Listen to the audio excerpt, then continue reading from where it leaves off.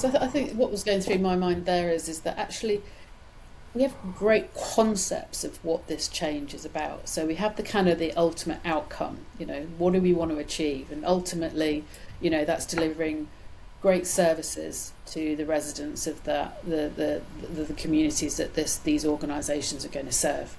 It's about ensuring that they balance the books at the end of the day, that they are that they are commercially a viable body to provide these services. And they've got a great workforce, who are, kind of are going to be creating and designing great services for the residents that sit within the communities. What's going through my mind is actually this isn't really that different to a lot of change programs that organisations go through, where they kind of have a little bit of a sense of what the end is, what's the end in mind. They don't quite know how they're going to get there, and there's all sorts of different bits and pieces that may happen along the way. So say, for example, you think this transition or this process is going to be a good couple of years for those organisations within LGR. All sorts of things can happen within that 2-year period. We've got the political elections happening next May. Different parties might come into play and have different perceptions about what they want the end game to look like. But that's really no different to other organisations who might be going through mergers or acquisitions, or they might be just going through huge digital transformation programs. All sorts of things happen in landscapes that change the direction and change the design. I think that the thing that's very different here is there aren't that many models to compare against. Yeah. So there are some areas in the country that have gone through this, but there isn't necessarily that wonderful blueprint that says this is what good looks like. There's probably a lot that's out there that says this is what not so good looks like, and we've done a little bit of the tried and tested method for you, but there's huge amounts of lessons learned there.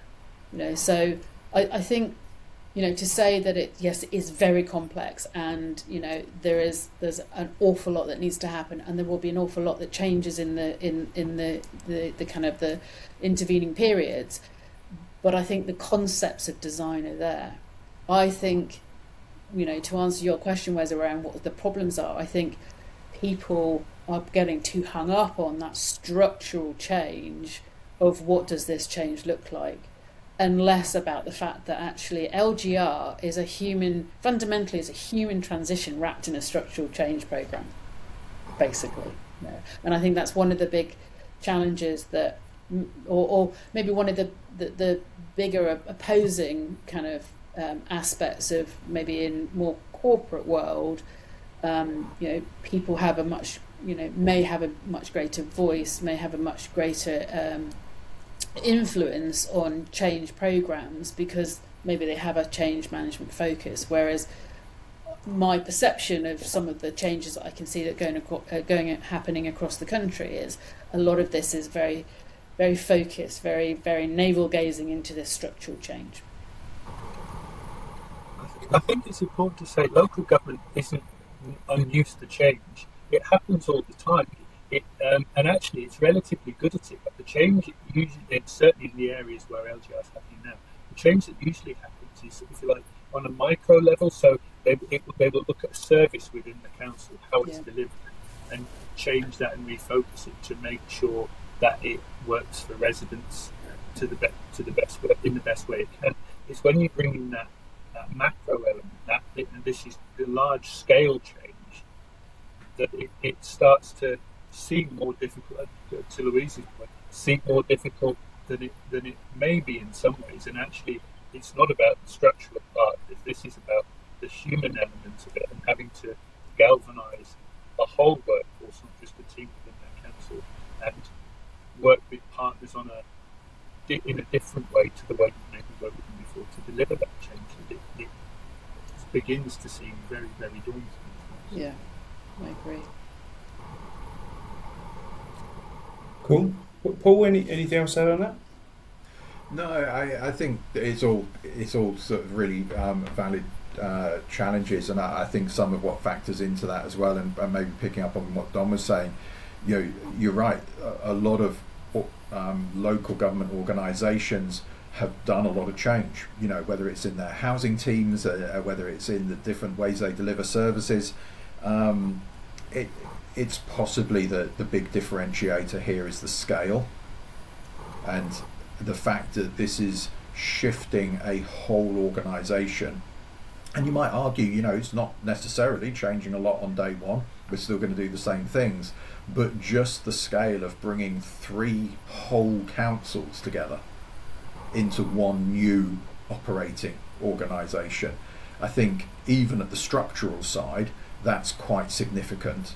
But then you layer onto that the whatever it might be, 1,000, 2,000 people who work for those 3 combined organisations, helping them to move through that piece, which is to Louise's human change, is just a really significant challenge.